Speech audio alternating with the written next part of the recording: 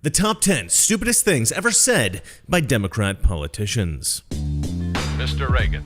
10 is obviously an absurdly inadequate number. And while collecting the videos to put on here, I decided to do an entire AOC video, which is already up. Watch it after this one if you'd like. It's amazing. I also decided to do top 10 videos on Joe Biden and Maxine Waters. Watch out for both of those coming out in the next few days. And we start with number 10. But before that, I have to sell you something. What can you say about gold right now? It's zooming ahead, up around 24% since this time last year. It's projected to reach $1,600, even $2,000, according to CNBC recently. And this was before the China virus broke out. With so much uncertainty at the moment, the stock market wobbling, gold in your IRA or 401k makes sense.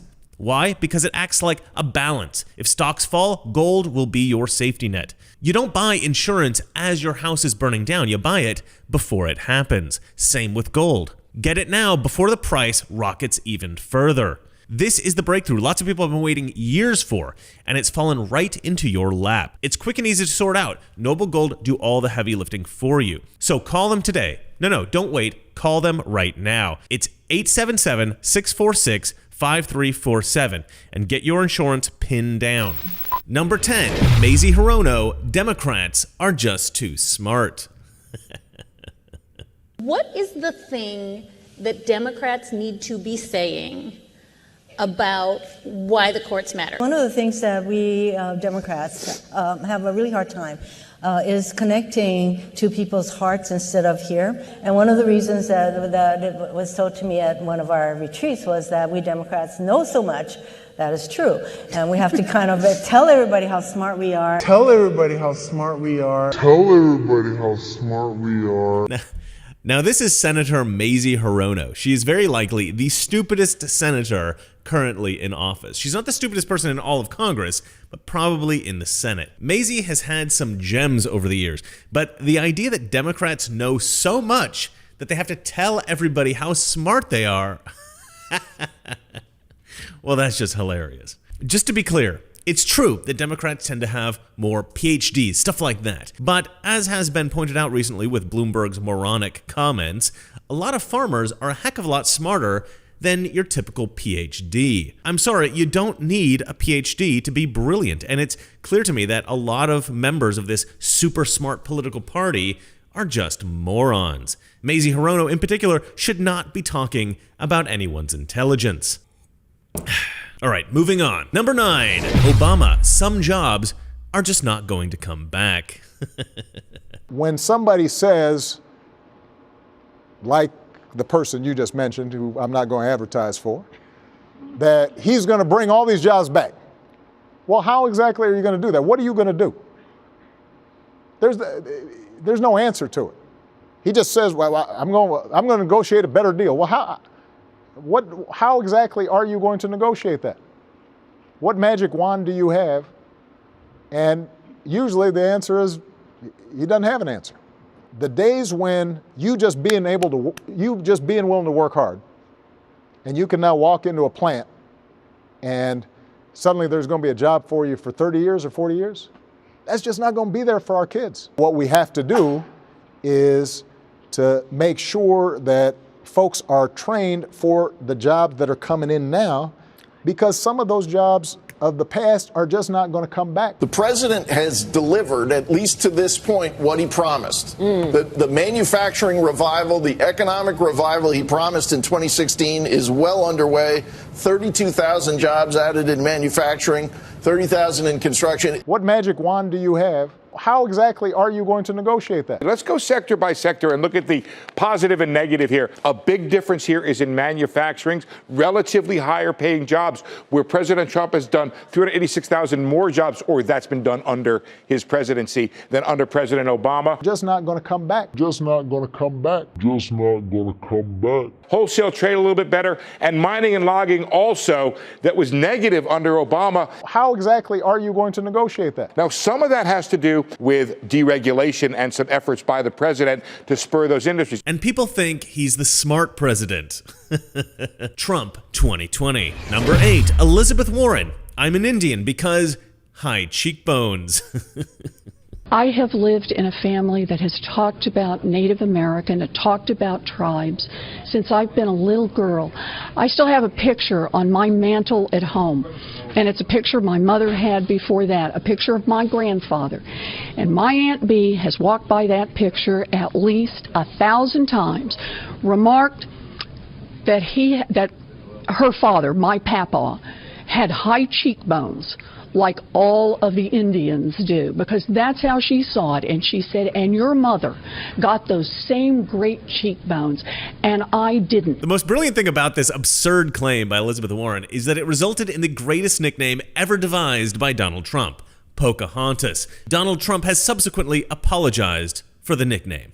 Pocahontas. They always want me to apologize for saying it. And I hereby, oh no, I want to apologize. I'll use tonight. Pocahontas, I apologize to you. I apologize. To you, I apologize. To the fake Pocahontas, I won't apologize. Number 7, Hillary Clinton. Businesses don't create jobs.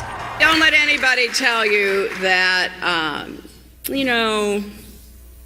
it's corporations and businesses that create jobs. Now, Hillary was trying to copy Elizabeth Warren here with Warren's famous "no one builds a business all by themselves" speech. There is nobody in this country who got rich on his own. You built a factory out there, good for you, but I want to be clear, you moved your goods to market on the roads the rest of us paid for. You hired workers the rest of us paid to educate. You were safe because of police forces and fire forces that the rest of us paid for. The ideas behind that speech, by the way, total nonsense as well. The premise of their argument, so lauded by the progressive masses, is based on a fundamental misrepresentation of tax collection. That is, that taxes are collected from the common man. No, taxes are not collected from the common man. The top 1% paid a greater share of individual income taxes than the bottom 90% combined. The top 50% of all taxpayers paid 97% of all total individual income taxes. Basically, rich people pay all the taxes in this country.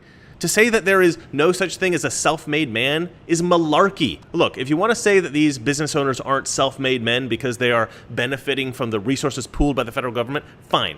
But that's not money that came from the lower classes. These millionaires aren't standing on the shoulders of the public. They're standing on the shoulders of other millionaires. Okay, if we're going to redistribute the wealth that they've generated appropriately, then we need to distribute it back to these other millionaires. And I don't think that's what Warren had in mind. But that's accurate. That's an accurate representation of how these businesses are facilitated by the public infrastructure. That's the real story. So Pocahontas' claim that the entrepreneurs of the world owe something to the public, the speech that first made her famous, it's total bunk. But Hillary wasn't quite clever enough to reiterate Warren's sentiment effectively. Something got mixed up, and she ended up claiming that businesses don't create jobs.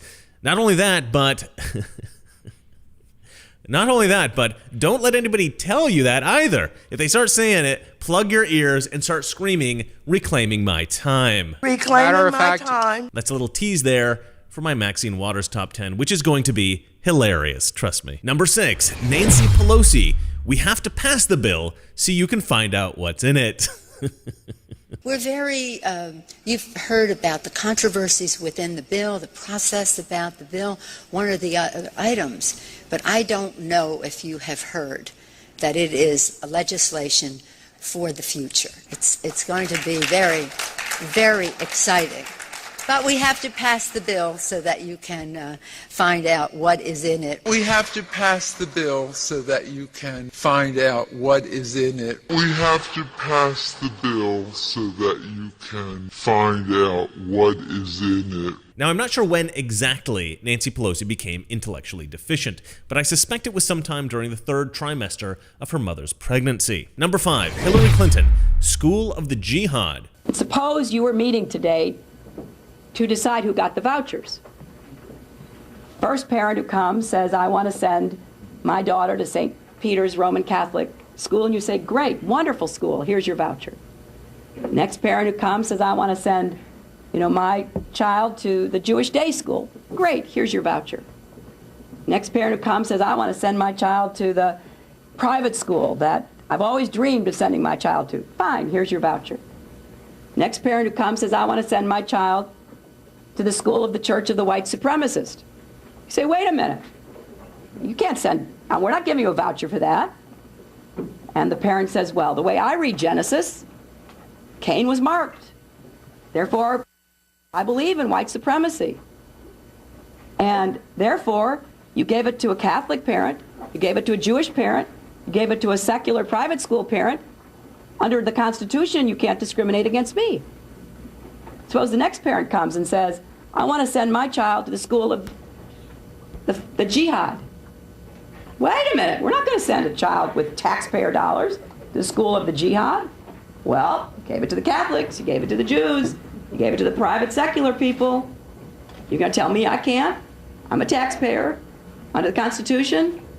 Now, tell me how we're going to make those choices. This particular moment is one of my favorite stupid things said by Democrats. It's one of my favorites because a voucher system is so critically important for our country, and Hillary just proved how completely irrational the left is for opposing it. They call themselves pro-choice, but not when it comes to choosing schools for your children. They say they're pro-teacher, but not if that teacher might get paid on their merits. They say they're pro-Black America, but not when it comes to actually educating struggling Black children, clearly. Number 4, Obama, 57 states.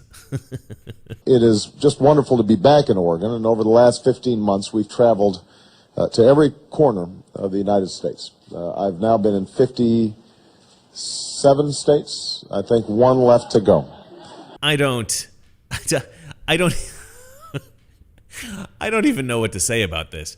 The guy was the president of the United States, and now he's the left's greatest hero. Okay. Number 3, Bernie, calling Wolf Blitzer Jake. I love this one. We're going to Orlando next week, and I'll tell you one of the issues that concerns me, Jake. That's where they're going. Isn't that good enough for you? No, what's good enough for me is it's not a game, Jake. This is whether or not we continue. That's what I'm trying to do. And when we do that, Jake, you're going to have a lot of enthusiasm. Wolf, I am sorry. Wolf. I'm looking at the sign over there. Yeah, do you have confidence in the way Look, Hillary... Jake, all I can tell you is... So you think they should go Jake, you're asking me questions. What do I know? There are very few YouTube clips that I have laughed at more than this clip. And if you find this on YouTube, check out all the comments under it. They are comedy gold. Number 2, Bill Clinton. The meaning of the word is. The statement that there was no sex of any kind, in any manner, shape, or form with President Clinton was an utterly false statement. Is that correct? It depends upon what the meaning of the word is. Yes.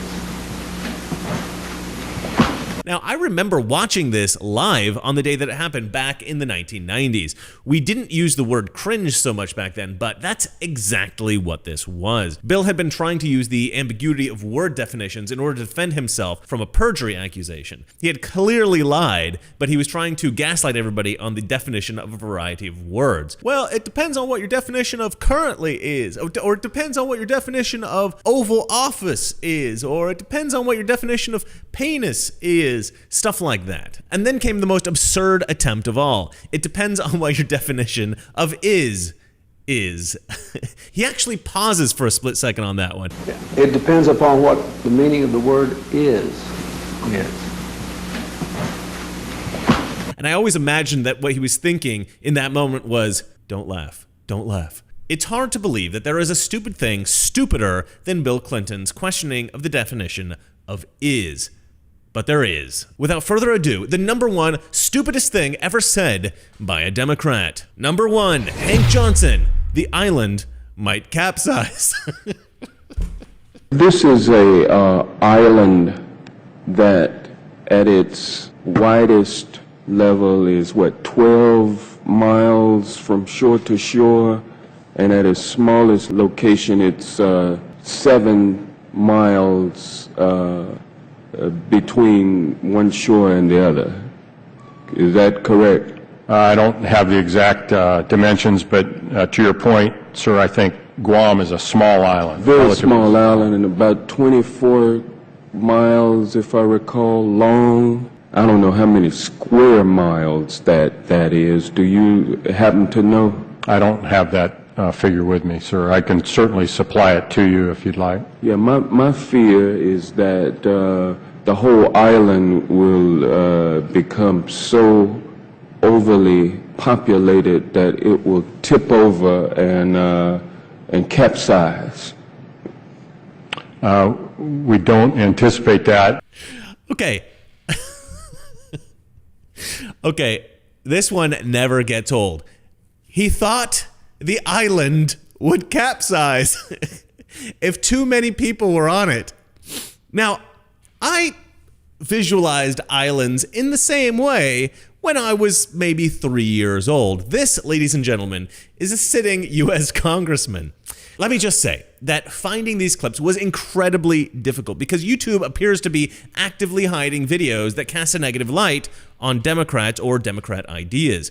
It's bizarre. Now, we're all aware that YouTube modifies its algorithm to reduce the number of subscribers conservatives like myself have, and to constrict the distribution of our videos, etc. But to hide negative reporting on Democrats, that's another step toward actively manipulating the public to influence elections. Now, I am a firm believer in free expression, and that includes the people over at YouTube. But when the method that you employ to express your views is the suppression of other people's ideas, well, to me, that needs to be stopped. Your expression should not include silencing everyone else's. That's called oppression. I don't care if YouTube is a private entity, the practice needs to be regulated and stopped entirely. The free expression of political ideas is necessary for the health of any free republic. The US government must regulate YouTube immediately. I know a lot of conservatives and certainly libertarians will not like me saying that, but it's true. All right, well, that's it for me. Thanks for watching. And remember, it's not that our liberal friends are ignorant. It's just that they know so much that isn't so. Good night. The principles of wealth creation transcend time, people, and place. Governments would deliberately subvert them by denouncing God, smothering faith, destroying freedom, and confiscating wealth, have impoverished their people. Communism works only in heaven where they don't need it, and in hell where they've already got it.